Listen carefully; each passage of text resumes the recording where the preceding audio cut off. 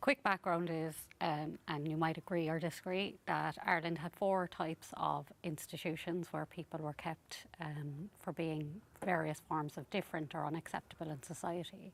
And it was an economic model as well as a moral model. We had what were called mental asylums, and now we call psychiatric institutions. Magdalene laundries, which were it was essentially servitude, no pay and hard labour for women only. We had industrial schools, which were for children, both male and female, usually from poor backgrounds or from ethnic minority backgrounds. And we had mother and baby homes, which I suppose are at the centre of the conversation at the moment because of what happened in Tuam and the exposure of the septic tank full of babies' bones.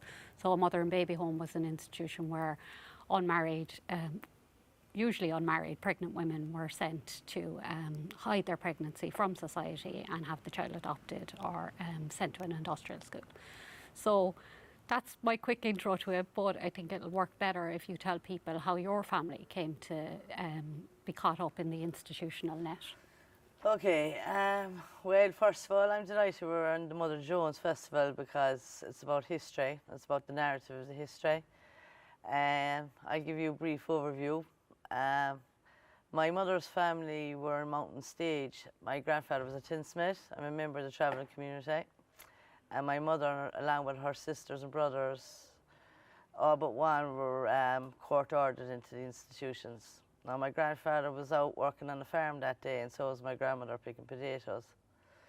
The internal mechanisms of the institutions, as you said there, and this is all very important when it comes to the history and how all this came about. My mother's family were scattered like leaves in the winds, even though we are a clan system. Our language, our culture, our identity, and I mean by ours because it fell to the next generation as well. I then ended up in the same institution, industrial school my mother was in, and I also was in Besbra. I've clung to my identity both as a traveller woman, but also as, unfortunately, this history of the institutions is entwined within me. There's nothing I can do about it. It's a part of my birthright as much as being a traveller, a tinsmith's granddaughter. I'm also a survivor of the institutions. And the internal mechanisms of the institutions, I had an aunt who died in one of these institutions. She was 16. She died of a heart-related illness due to malnutrition. Our family were dissected. And do you mind me asking, how many children were taken from the mountainside on that day? Well, there was 14 in my mother's family. There was 14 in my mother's family, and there was 2 other families there because my grandaunt and my granduncles would have all travelled together. So their children were taken as well. So the total would have been in and about near the 30. 30 children taken in one day. And the cruelty man, might I add, it was a cruelty man who was hired by the local council, a bit like the dog warden. I hate to do a comparison, but it's like that. And he made the assessment of who was picked up and who wasn't, and he got headage per head.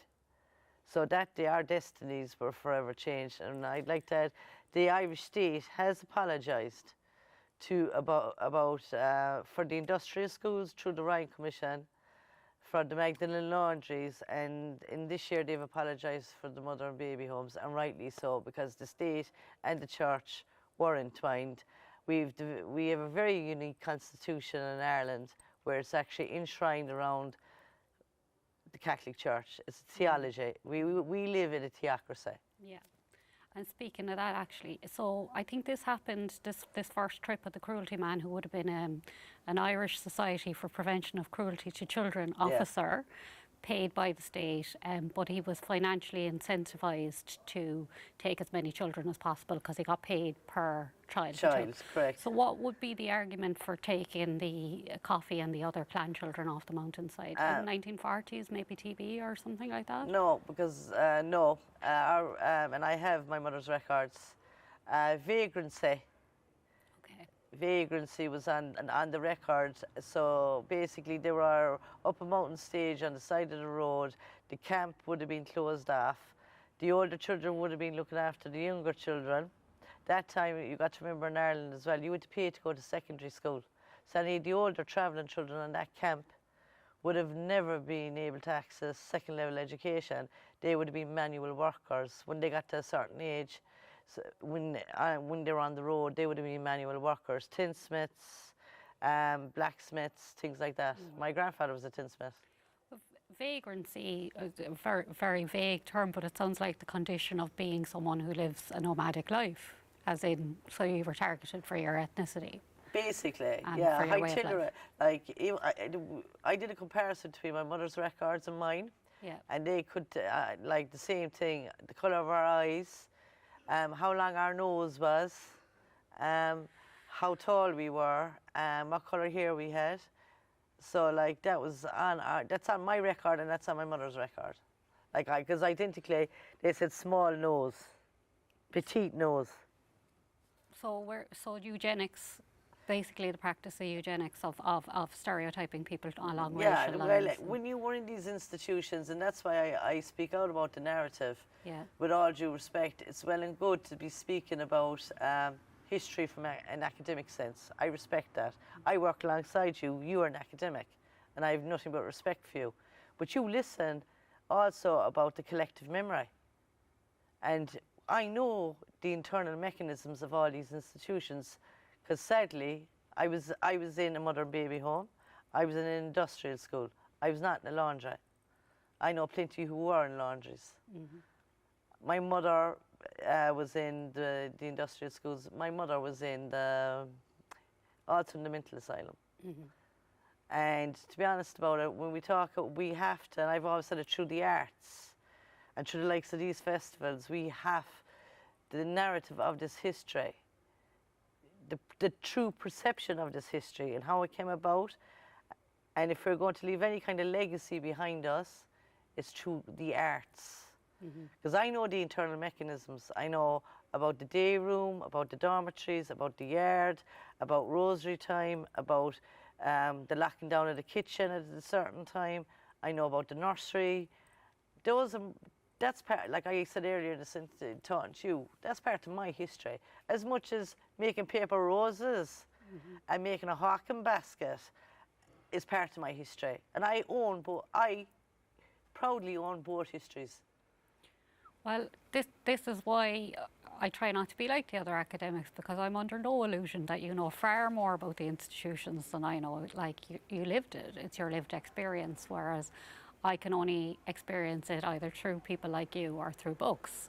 So it's not the same thing. And I suppose expanding on from that, and trying to get it in order. So you were in industrial school. It was the Nazareth House in Tralee. Yes, which was brought in front of the Court of Human Rights.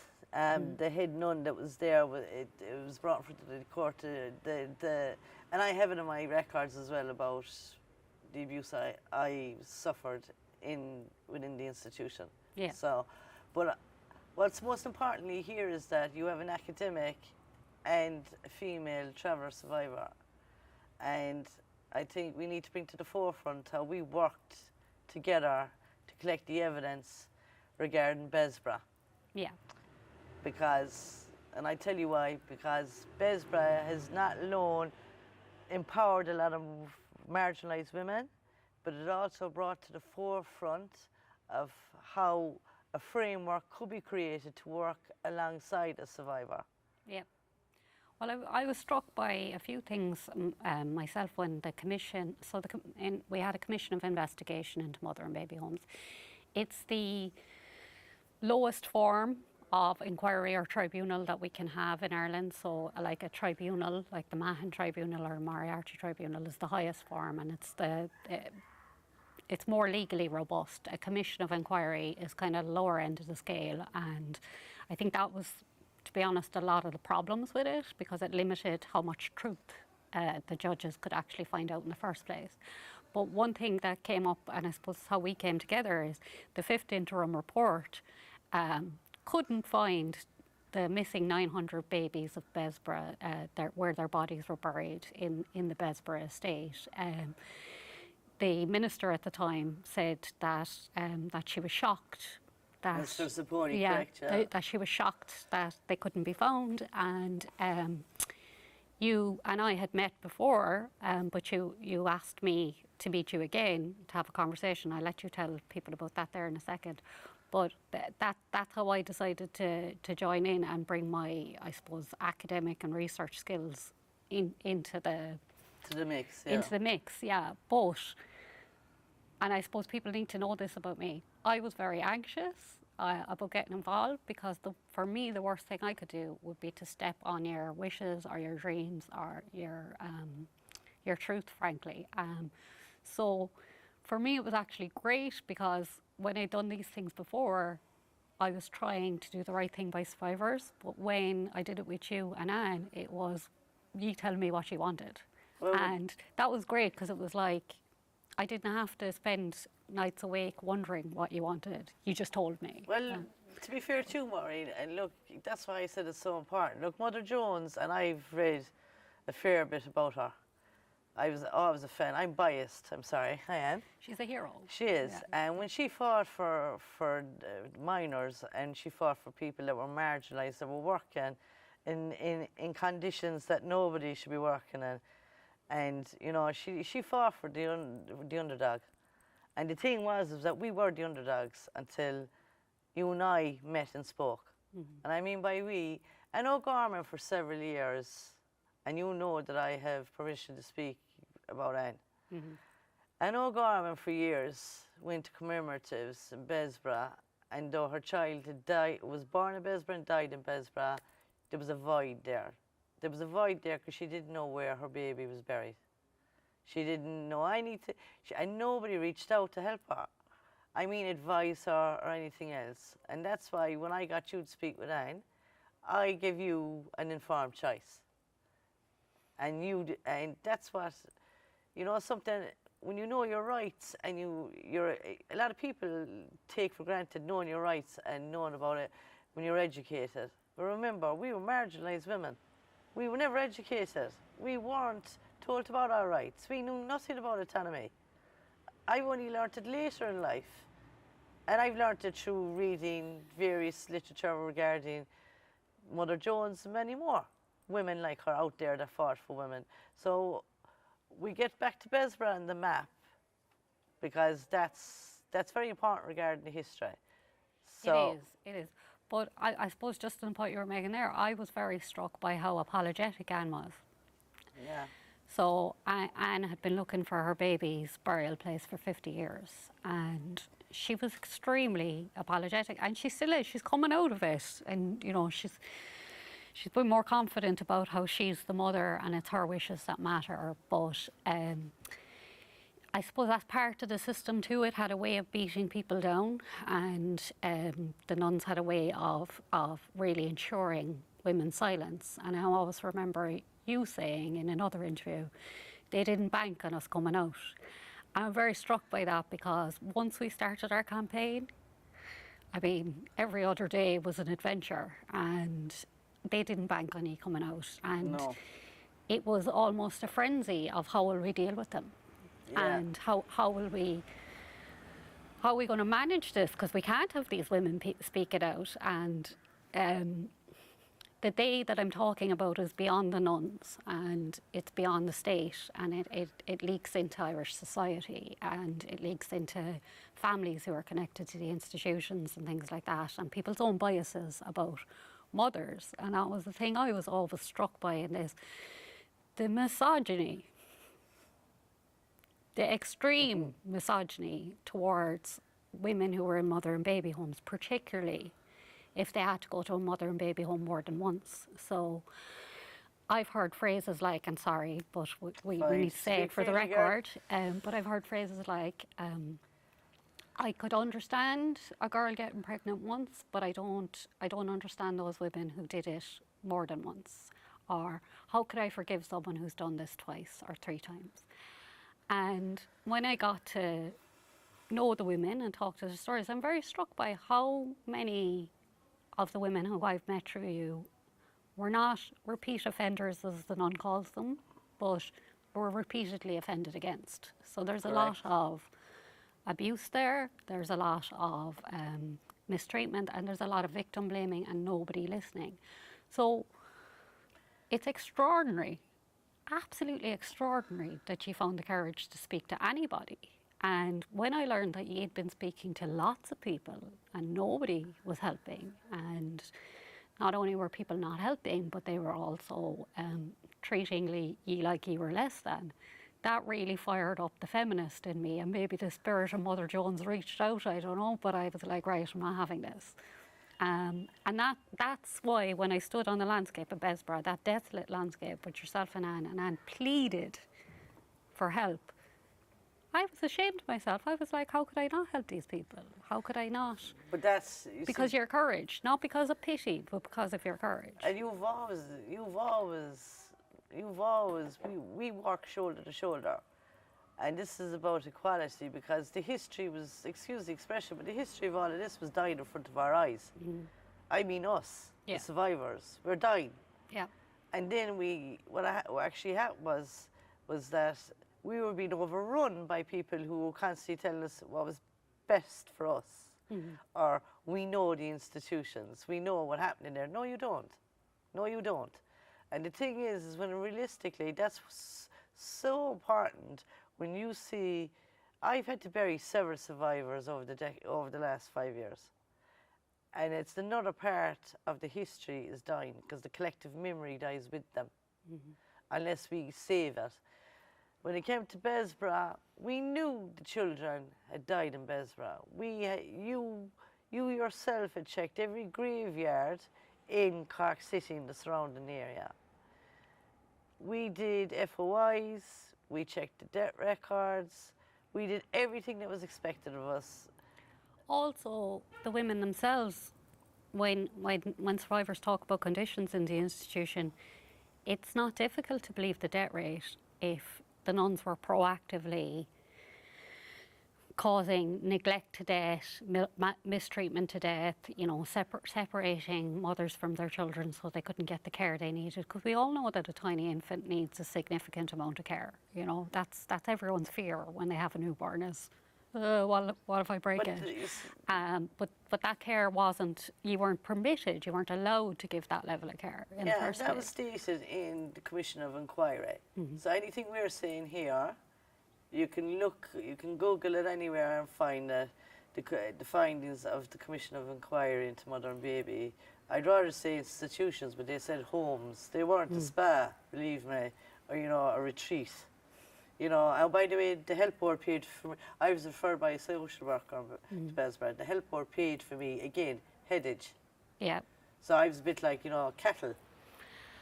The children were paid for, the babies were paid for as well, headage again by the state. But when we're talking about Besborough and the map, I couldn't believe, and now, I graduated from UCC, but you're doing your PhD. I think you were kind of like even more shocked than me. We had this map, and well, yeah, it was how I found it. It was that it was hiding in plain sight. So. I was at a conference in UCC called Living Well with the Dead in Contemporary Ireland, and it was about how the ghosts of the past haunt us, the ghosts being the dead at the institutions. And there was an archaeologist there, and I pounced. I pounced on the archaeologist at the end of one of the sessions and was like, I need to look at maps, I need to find children's burial ground in Besborough, I need help with this. What archives can I go to, blah, blah, blah. And he pulled out his phone from his pocket. And he said, well, there's this website called geohive.ie. If you search that, and he was showing me how to search it. And you know, these web pages, sometimes they need a lot of memory. Yeah. So it wasn't quite working on his phone, but he said, get onto that, you'll find something on that. And I was like, really? But the commission would have that. And he was, well, those maps are very accurate. I think you should pursue the maps. So I went and I pursued the maps, and I got home on that website, and the page was loading really slowly, you know, tick, tick, tick, tick, tick, tick, tick, tick. And next thing, children's burial ground appeared on my screen. and I nearly fell off the chair. So I rang you and I asked you, could you meet me? And you were in town with your friend. And Correct, I went I and I remember. met you, and I showed it to you. And I was being my usual bookish self, going, I don't know what this means, and I don't know why, I don't know if it's accurate, and and I knew you just whipped it, and it was the first time you'd seen the words children's burial ground on referenced anywhere with regards to Besborough on any maps. The Commission had already been working for a number of years. Already the institutions, to be truthful about it. That's true, yeah.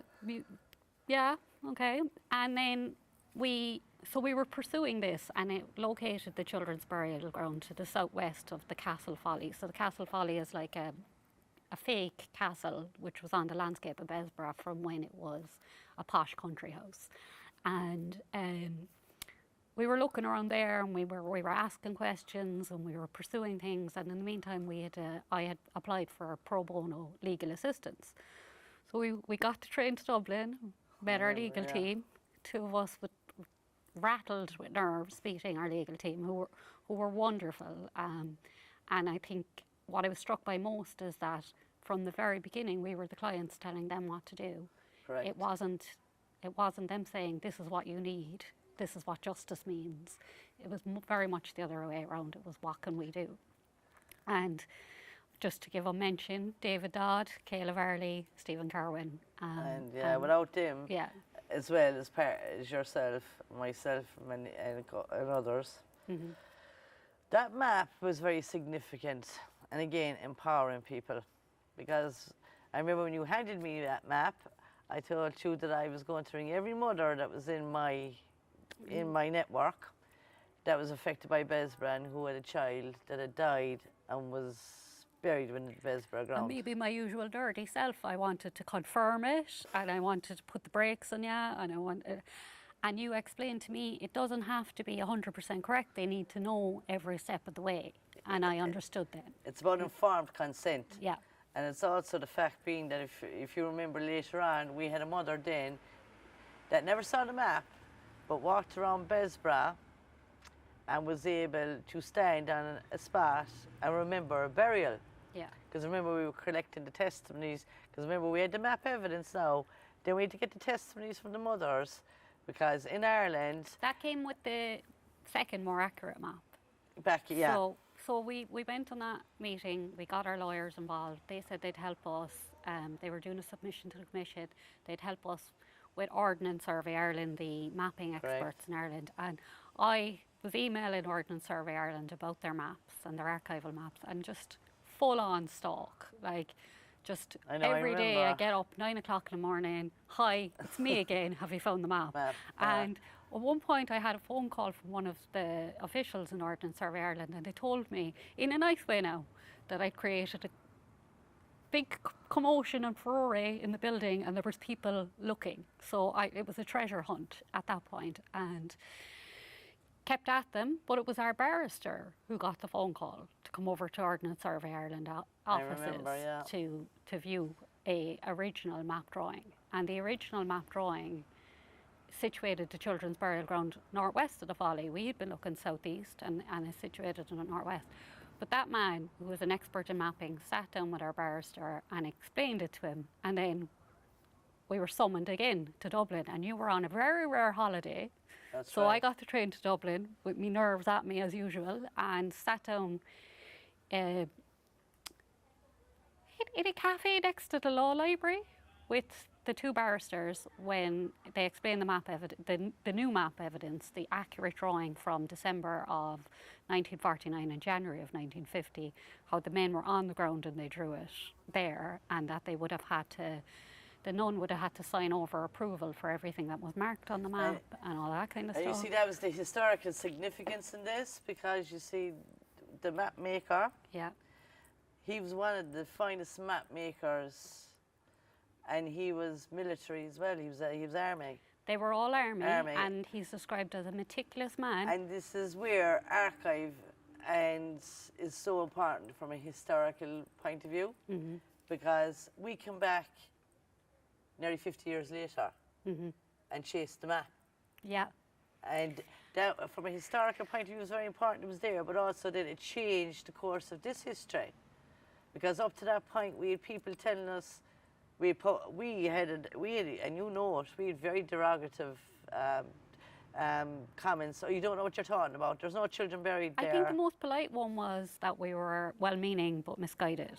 Sure, God love us, yeah. I know, yeah. But I think, like, it not only underestimated us, but it underestimated everyone involved. It undermined the history of the institutions as well.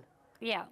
And we wandered into this post-truth alternative facts area of life where people were saying that the words children's burial ground on a map didn't indicate a children's burial ground. And This is, to this the day, emperor's new clothes. He was like, it's on the map. I'm sorry, I have a dark sense of humour. I'm a survivor, but I have a dark sense of humour. That's what gets me through my life. Yeah. When it comes to all of this, like, it was like the history and the way the swings and roundabouts that we've had to deal with. And might I add now, like, we don't look for pity, but a lot of our mothers are aging. A lot of our people are, as I said, the history is dying in front of our eyes. We do everything is expected of us. We get the map, we have a legal team in place, we've put in submission after submission. And with respect, I will say one thing, Minister Roger O'Gorman has been very helpful, and he actually took the time to talk to mothers. This hasn't been used as a political football yet. And how did you describe Roderick O'Gorman's appointment to the Department of Children to him? I told him he was handed a poison chalice. Yeah. And I make no apologies for it. And within 2 months, there was of him taking that office, there was like a major media scandal about sealing archives and files. Again, yeah. Yeah. There's an awful lot. Again, it's about the history of all of this. There's an awful lot of miscommunications, and I don't know if it's done. I don't know why it's happening. Maybe it's ignorance on the behalf of people who think they know what's better for us. I think we would be one of the first institutions, Besborough would be, to actually have, on reflection, have historical proof of a children's burial ground. I think we are the first one. Yes, there is a map for an institution in Tralee, but burial ground is not written into that map. Yeah, like, this is the problem. Like, sometimes burial ground comes up, but dating it becomes the issue. So you have to find out when the map was made. Which, again, we did our homework. We were compliant, for want of a better word. We did our homework, and like on the Tralee one, there is some burial grounds indicated, but what they were for and how long they were there has to be investigated. And then you have to again get onto the State Mapping Service, and you have to have their cooperation. You have to have their support when you're doing these things. And if it wasn't for the senior expert in mapping who'd been given evidence for 30 years, Mr. John Clarkin, correct, we would have been cast as well-meaning and misguided, or, you know, people who were trying but didn't understand what they were talking about, basically.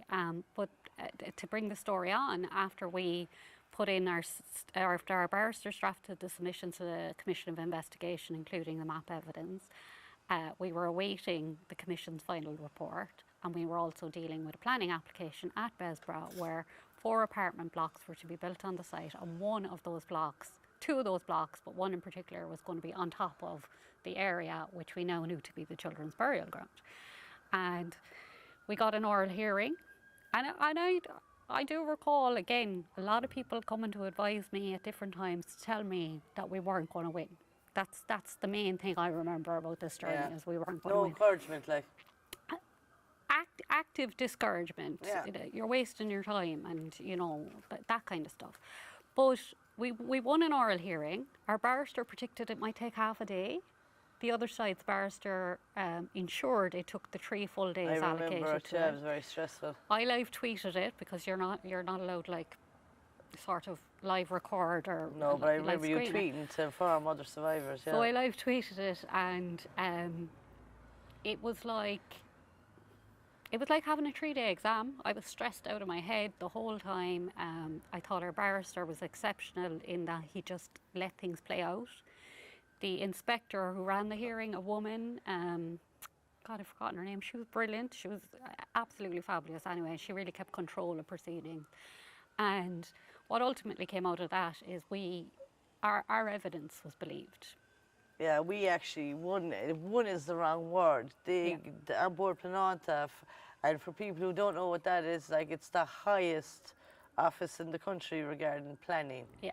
And that's where you put in. That's if you're against anything being built on, like with Besbra, we had to put in a lot of. We had to put in submissions there. Can I ask you, Maureen, when it came to this, what do you think when it came down that decision? What did it do regarding two things? Did it empower the women, affected the mothers, that decision that was made? I think they felt heard. Like, that was the words that I heard. Because I rang Anne, Philly, yourself, and a few others, and it was heard for the first time in history. And from a historical point of view, and like you see, I always say it you see that tree there. That tree hopefully will be, if it's not, that tree will be there when I'm long gone. Mm-hmm. So when I talk about this history, and we do what we do, we're not involved in this for accreditations or monetary value. It's about the history of it, and to be able along that way to empower each other and enable each other, so that maybe towards the end of our lives we can have some peace of mind. yeah, for me, I didn't want to add to the trauma of your experience, so I wanted anything I did with you to be positive, transformative, healing. I suppose this is the artist in me coming out, because I am an artist as well. So I looked at the Besbra landscape and I went, it doesn't have to be like this. It doesn't have to be a bleak industrial kind of site next to a lovely nun's laid out burial ground. It doesn't have to be like this. We can transform this, and in transforming this, maybe we'll get a bit of healing for some people. And it was very important to me that I didn't really want to be involved in anything that made it worse. And but you didn't, because you know why? You, as I said already, and I'll say it in a different way. The fact being is that when you're around the mothers, and you're around, because we have a mix of survivors, like, because some of our mothers, like me, many we should probably address the mix as well at some point. Yeah, the mix means that you would have mothers that would have been in industrial schools before, or laundries, and then they would have been put into Besbra, signed into Besbra. And they would have been in other mother and baby homes as well, institutions. So, but when you see, the thing is that what you do, and what is very important, is the way you communicate. You give an informed choice. I'm sure when Mother Jones went down to the mines and the different places she went to fight for workers' rights, she spoke to them, not at them. Yeah. And that's the difference. And regarding this history, that's you will get, the women have told you, loads of survivors have told you different things about the mechanisms of the institutions, and how it came about that they were signed into the institution. Yeah. And I think sometimes you've been shocked. Well, I suppose that was one thing I think needs to be corrected in the narratives going forward, is that a significant amount of girls were minors and were rape victims. And I think we get versions of the story that involve a young girl with a boyfriend and consensual sex, but we rarely get these versions of the story about the 11-year-old child, sexual violence. Yeah. In Ireland, we hear the word incest a lot in relation to homes, but they never say incestual rape. So again, incest, if you wanted to, you could tell yourself that a brother and sister has consensual sex instead of a brother raped a sister, or a father raped a daughter, or an uncle raped a niece. Look, look, you know, right? We talked about misogyny a while ago, and we'll talk about that part there. with all due respect, and I say this very sarcastically, we have, when it comes to this history, it's like a big rug, and they keep stuffing it under. Yeah. And it's floating. Now, the rug is floating. Yeah. And it's a case of, if we are truly, and I say this very clearly, the cosmopolitan society, you know, that we've evolved so much as a society. So liberal. We're because so we've liberal, repealed the yes. Eighth Amendment and we have gay marriage. And rightly so, but what about this history and how it is spoken of, how it is remembered? I know for a fact, I asked for a couple of things. I put in a couple of proposals regarding this history of the institutions. And I asked that it's mandatory in secondary schools, and that it would be taught in universities and colleges regarding in the social science department, that there'd be a module there. And I was told by a collaborative forum member, it's too sensitive. Now, with all due respect, we know, like, age appropriate. We know, but like there was a question this year on the Leaving Cert from the Handmaid's Tale. Yeah. We don't need to be going into a book. It's a fiction. It's a fiction. Yeah. When actually we have the history in front of our eyes in this country. Well, I'm always struck by people who think that it's too dark and too sensitive to teach to teenage boys and girls when a generation ago it was teenage boys and girls it was happening to.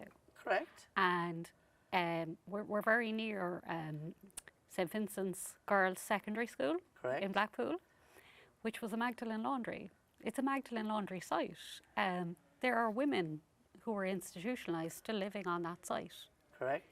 And I always wondered, do the girls going into that school, Do they and it's a realise- Catholic ethos school, do they know what went on there? Do they know when they're in religion class and being taught about the Virgin Mary in particular? You know how I feel about this. Like, Marianism is such a trap for working class women and girls and traveller women and girls, because you have to be like the Virgin Mary, which is impossible. She's a statue. Yeah. You know, I like to remind people a statue. To be fair- And if you believe in her, also a saint, but not a human being on the earth. Well, you see, right now. Well, you see, this is a thing. Another thing people don't realise in the history of all of this. You see all these grottos, and like, look, I don't do organised religion. I respect all the religions. I just don't buy the fairy tales. When it comes to statues and grottos and things like that, you got to understand, in every institution, the dormitory was called after a saint. That saint's statue was always in the dormitory.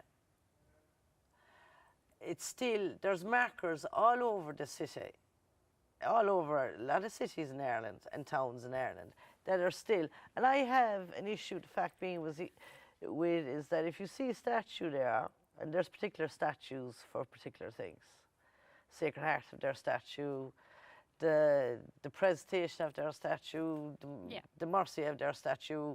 And the thing is that all that history is part of my childhood, my young adulthood, my mother's. And it's a balancing act of being able, like, my mother's very, like I told you this, my mother, like, Lord Mercena, she had enough rosary beads that could, like, supply the whole of Ireland, plus probably England too. And that's because she was institutionalised. She was one of those children taken from the mountainside. Yeah, she was one of those. And her family, the sad thing is, her brothers never married. Never went on to have children, any of those things. We came from a big family. There's now, like, I own, as I said, who I am. I'm the last in the line. Yeah. But you can't kill a bad thing. I'm not going anywhere yet, like, but you know. Yeah. When it comes to all of this history, we've got to, when you said it's about, like you said there of St. Vincent's, that's very important. Yeah. Like, you're walking down Cork City and you've no idea how many, like, they call it going up Blarney Street there, and you go up the top of it. What's up the top of that, Maureen? The Legion of Mary House. Is that Yeah. Oh, and the cathedral, obviously. Sorry. Yeah. Some things are so obvious you forget Yeah, they're you there. forget them, like. Yeah. And that's all part, and like, I've no problem recognising Catholic history, but along with the Catholic history is the institutions. It's all aspects of the history. All aspects of the history. And like, when it came to Besbra, we are now at a stage where hopefully, fingers crossed, we've done everything ethically. And we've always tried to we always reassess ourselves. And we're hoping that the ground above there, the children's burial ground, will be marked, preserved and protected. Yeah. And that's not from a historical point of view. That's about equality. Those children and the women, the mothers that are buried above there, they weren't treated equal in life, but they will be treated equal in death. And also, there are two women that are doing a lot of work above in Carlow. Mary Dunleavy-Green and Maureen Sullivan, two survivors. Yeah.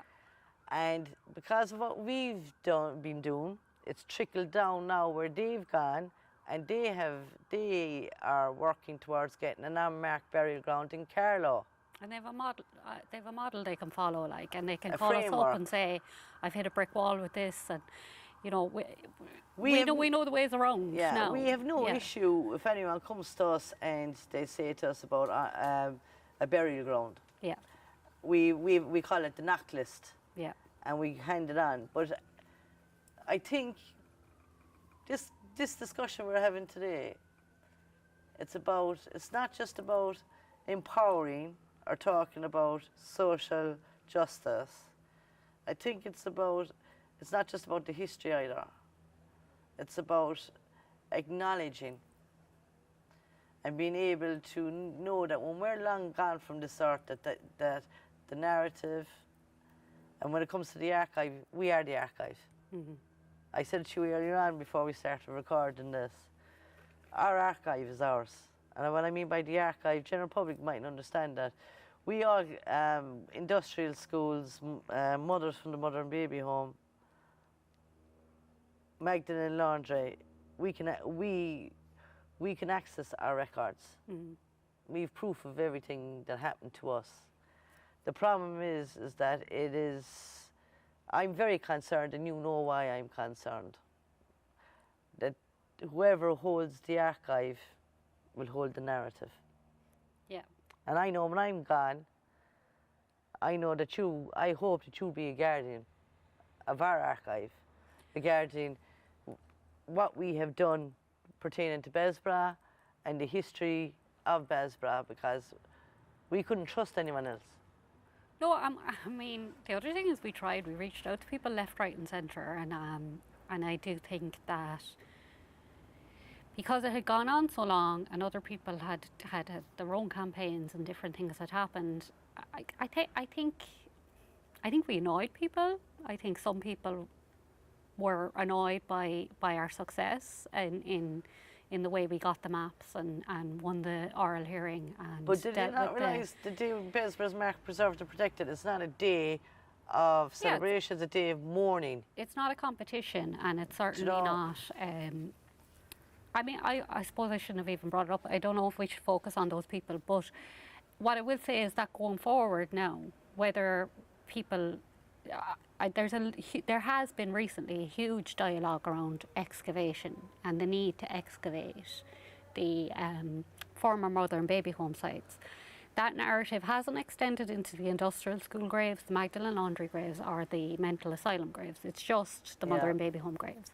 And having done the research and being aware that some of the things I explained to you and the women about infant bone decay and also how they're treated and how they're buried. We'd already come to the conclusion we did not want Besbra exhumed. That's the two things. One is he knew from the start that she wouldn't disturb your dead before I ever got involved. But then also we did talk about it and we came to the same conclusion at the end of it anyway.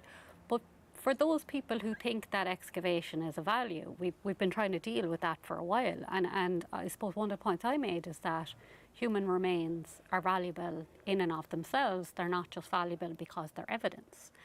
And I know on a personal level, people just don't want their baby's bones dug up. But also, if let's say, we put it like this, we know a tomb has to be exhumed. yeah, That's what, and we've never And why? crossed over. because it's a septic tank. It's a septic Yeah, tank. yeah. Bellsborough does not need to be exhumed. We've already, for two reasons, we constantly reassess that with the people affected by it. But when it comes down to it, okay, let's say you get an institutional ground that has an unmarked grave inside there, and people, they exhume it Yeah. and they put the bones somewhere else. Well, more Then than they likely, can- it would be They'll come in then, knock that building down, level it, yeah. and that's a part of the history, and the bones will be thrown up to the graveyard. So there's no proof. So there's no Proof so that the people existed, the institution existed, It's any of it. obliterated. And the bones, unless they were claimed by family, Correct. they're going to get buried in another type of institutional Correct. plot, which would be a kind of a health board institutional It'll plot. be probably one of those communal plots, and that's my worry, because again, it's the erosion of the history Yeah. and the narrative. Like yesterday there was something going on about the perception of language, and I'll be honest with you. It's always something, isn't Yeah, it? there is, and I'll be honest with you. I had to remove myself from it because, like as I said earlier on, because of my upbringing and because of my ethnicity, I've had to fight every step of the way. That's why I think I have a lot in common with Mother Jones. I've had to fight every step of the way for anything I had to achieve. I had to educate myself. I had to, every time I got kicked down or socially excluded, I had to get back up. Same as yourself. Your working Well, class. I had a great example to follow as well, because so I'm the generation just behind you. So I'm the first generation of children who got to stay with their mothers.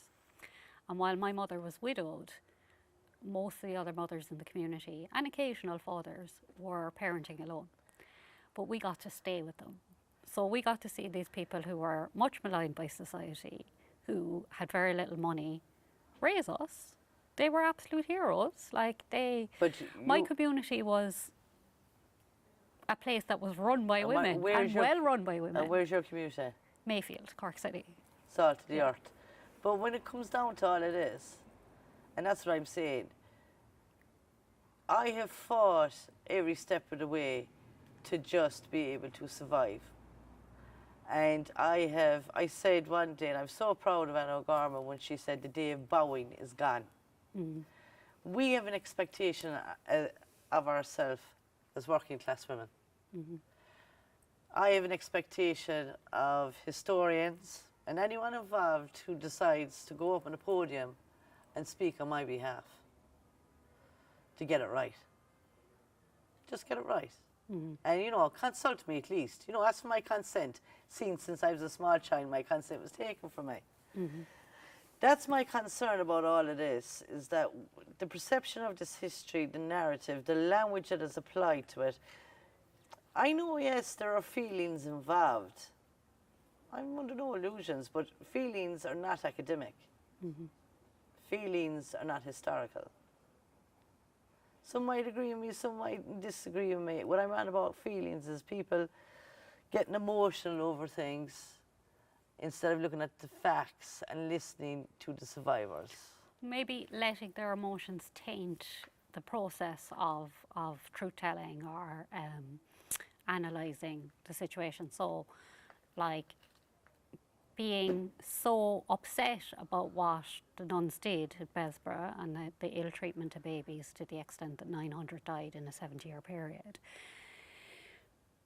you could take that upset and that anger and you could turn it into revenge. I want a full excavation. I want a full DNA programme. I want all of the politicians of Ireland who are still alive to be held to account for what they allowed to happen. You could go down that route, and what good? the vengeful route. Yeah, what good? There'll be no. We always say, what harm would it do? What good will it do when we're assessing any of this history? And when we're dealing, because we're eyeball deep in it, like. Yeah. And the thing is, I'll be honest, but I have learnt in this journey as well that institutional racism is still there. Like, I do get sneered at because if I critically question, something, my ethnicity comes into it. I know. And the derogatory terms put towards me, but yet we talk about equality and then about apologies. I have never received an apology for someone attacking me, not attacking my argument, my question that I asked. They attacked me personally. Yeah. Well, that's because your arguments are strong. So, you know, when people have no argument of their own, then they tend to resort to attacking the person. And I have seen it with you, and I've noticed that the attacks they do feed into racial stereotypes or ethnic stereotypes. So aggressive. You know, I like uppity isn't quite the word they'd use, but it's something like that. It's in Cork we'd say, who does she think she is? Yeah. So it'd be that kind of thing, like. But aggressive, uppity, disrespectful, opinionated, you know, as if these are bad things, as if opinionated is a bad thing. And I've just noticed that it sticks to you more because of your ethnicity. They do it to everyone. Yeah. I think I kind of disappoint some factors as well because I'm educated. And I think you threaten. I think you are a threat because you're educated, not a disappointment. I think it's like, oh God, someone shut her up because we won't be allowed to do all the things we want to do because she's too good at calling us out. And when you call out historians and stuff like that, like historians know we have classes, we're taught about our own biases and stuff. We should know better. We should be aware of these things. So when somebody who's a survivor in the current Me Too climate comes out and says historians are getting it wrong, I tell you now, we're shaking in our boots. Well, that's good to know. And we should be. And we should be. I think because we're going to have to wrap this up soon. I want to say one thing, John, you know this already, and we'll be doing our own research on it again anyway. We're regarding from a historical point of view, because Mother Jones, to be honest about it, in 50 years' time, I hope someone is watching this and they learn from us. When it comes to the archive, I've always said those who have the archive will hold the narrative and they'll hold the key to the perception of this history. Now, when it comes to the archive, we know that there's an idea floating out there about the Stasi model. Yeah, which is an open archive model, and that's one of my main concerns about it is the Stasi was a secret police in Germany, and one of the ways they're trying to kind of deal with that history and the damage done by the Stasi is to make that archive open so everyone can look at it and research it and understand it. And like kind of a no more secrets kind of thing in relation to the Stasi, but the problem with that is like they were secret police. They had a file in every human being. What's in the file isn't necessarily true anyway in the first place. And Germany is a different society. It's not a theocracy like Ireland is a theocracy. So if we have a Stasi model archive here, what's to stop a religious academic going in, pulling out the files? They wouldn't necessarily be personal files because they wouldn't necessarily have access to your personal file, but other files, and kind of go, the stuff we heard before from like, you know, certain religious commentators in this country, them women had nowhere else to go, the nuns took them in. Should be grateful. They should be grateful. And then also the other stuff, the slurs like brassers you know, common, carrying on with boys, loose morals, high tolerance. Yeah. The list. And I've seen files which describe someone's situation, and I know their rape story because they've told it to me, and what's in the file is not reflective of what happened to them. And what I'm trying to ask, my worry is a religious person will go in, look at the files, and try to use what's in the files that were created by the oppressor. It's an oppressor's archive. And then, so use the words of the oppressor to reinforce what the oppressor said about you in the first place. So for the record, so I don't think an open model. So for the record, and you know where I stand in this anyway already, we don't want, and I mean we, because I have a network of survivors. They're part of they're as close to me as my cousins in Traverse Society. Actually, they'd be closer, to be fair. We do not want a Stasi model. And any consultation, or when it comes to anything about an archive in this country regarding institutions and the institutional abuse and the history of it, because it's ours, we will have to be consulted. I would never remember you looking for an archive either. But it wasn't because we weren't ready for it. Well, yeah, We weren't like, you had a list, and one of the things was history, but the word archive never came into play. It was history. And sure, how could you put up an archive when there's children's graves, unmarked children's graves and women's graves all over the country?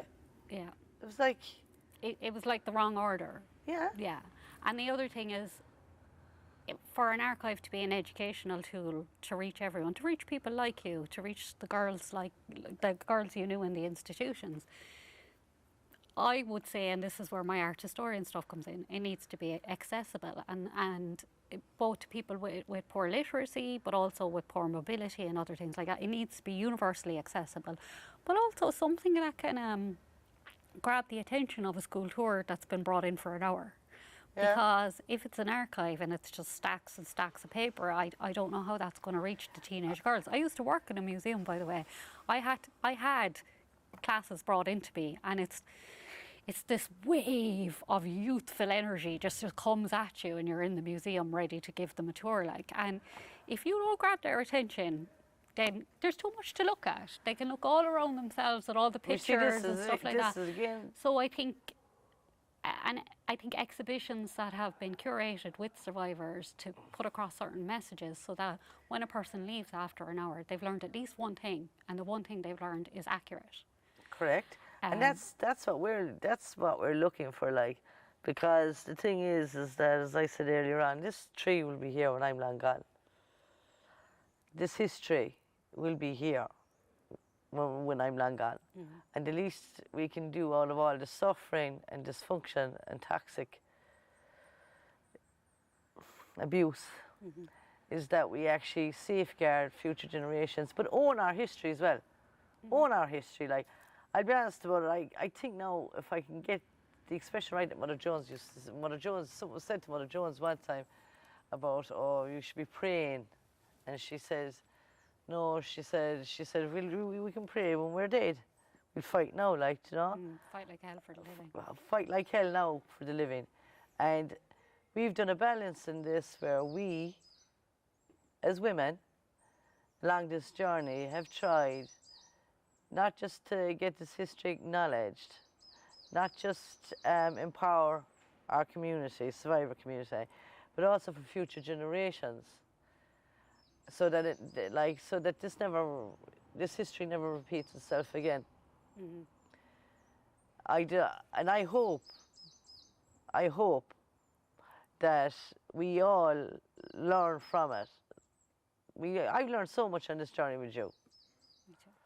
And I'll be honest about it, I hope that one day that Ireland as a country can put its shoulders back and its head up. The bell tolls to interrupt us again. See, but we're post-theocracy, you know that. They tell me that in college all the time. We're not. They run our schools, they run much of our healthcare, they run lots of our charities, which are healthcare or mental health care. We're not post-theocracy. No, we have a lot of, look, to be honest about it, I think, you know, we're a bit like survivors, I'll be honest about it. You're the cousin you don't want to come to the wedding. We are that. In Irish history, no, seriously, we are. Oh, Jesus, no, they're here. Oh, God. So, and the thing is that, like, I'm sorry, but I did warn you, like, you know me long enough. I have a dark sense of humour. Yeah. Thing is that I miss. But I'd be making a beeline for the unwanted cousin at the wedding, at the because I'd be bored But otherwise. that's what we are in the context of Irish history. Yeah. And the thing is then when you come out and you try to rationally approach it and research it and do it mindfully and respectfully. Remember, you know, we've censored some of our... You've censored a lot. Because we would be concerned for the wider society and the repercussions if Like we always say, and you know it, like, be careful what you wish for. Yeah. Because if we do start, like, if the whole lot comes out, then I it will be, always think, like, when we're ready, we give. I always think of if the whole lot comes out, it'd be like when you cross the line with an Irish mammy. Yeah. Wooden spoon. There could be silence for years, putting up with your bad behaviour for years, for decades even. And one day you cross the line and that's it, like, you know. Done. Like, buildings will fall, you know. Yeah. Like, stuff will come out that you don't even remember, you know. If you push them, you know, the traditional Irish martyr mammy, like I'm picturing Brenda Fricker in all her glory in My Left Foot. Yeah. You push that woman too far, you'll be sorry, you know. And that's the thing, I think, if you ever are drawn out, there will be a cascade, and a lot of it will be around not only sexual abuse, but the enablement of abusers, the victim blaming, all of that kind of stuff. I think a huge amount of it would be, I think that would be hard for a lot of Irish society to face up to. And then I think there's also what went on in the institutions, stuff that people still don't know, that you've held back on. And not only have you held back, but you know, your memories are rooted in trauma. So sometimes you forget. Like, sometimes you've blocked it out, basically, and something will trigger it, and then I'll hear a story, a new shocking story that I haven't heard before, and it'll be because of the way someone saw the light coming through the trees, and where they were standing reminded them of 50 years ago, and that kind of stuff. You see, that's what I'm talking about, the collective memory. Or when you get your records, that creates a cascade as well, of like, stuff you didn't remember. Yeah, I remember when you were sitting in front of me when I got my records. And again, the records are part of the historical jigsaw. When I got my records from Besbra, and I was like, oh, I forgot that, or I didn't know that. But look, I do think one thing, look, I've always tried to give, and you know I hate doing interviews most of the time, and I want to thank the Mother Jones Festival and everyone that's involved to organising it and that, because it's very important. I've been a fan for years. A lot of the talks I went to, and they informed me. And another thing that's I love is to give someone the information and let them come to their own conclusion. But don't taint the information. Well, don't ram it down their throats as well. And for future generations, all what we're doing is trying to.